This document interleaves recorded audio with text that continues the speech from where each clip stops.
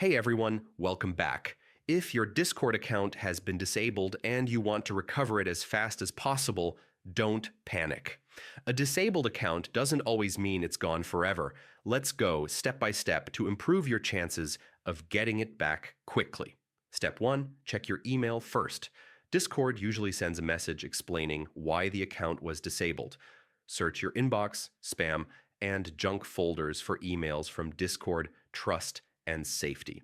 Step 2, identify possible reasons. Accounts are commonly disabled for spam activity using automation tools or self-bots, joining suspicious servers, or unusual login behavior that looks like hacking. Step 3, stop all third-party tools immediately.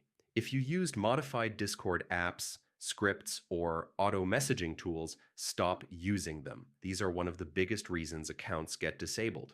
Step 4, secure your email account.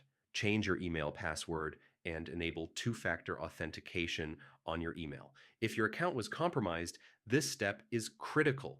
Step 5, submit a proper appeal. Go to Discord, support arrow, submit a request arrow, select trust and safety arrow. Appeal an action taken on my account. Use calm, respectful language. Clearly state that you want your account reviewed. Step 6, provide accurate information. Include your Discord username with tag like name number 1, 2, 3, 4, the email linked to the account, and a short explanation of what you were doing before the disable happened. Step 7, don't send multiple tickets. Many people think sending more requests speeds things up, but it actually delays review. Send one detailed appeal and wait. Step 8, be patient but prepared.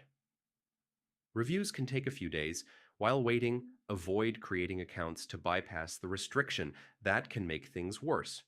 Most disabled accounts are triggered by security systems or rule violations, and honest appeals often work if it was a mistake. Follow these steps carefully and you give yourself the fastest and best chance to recover your Discord account.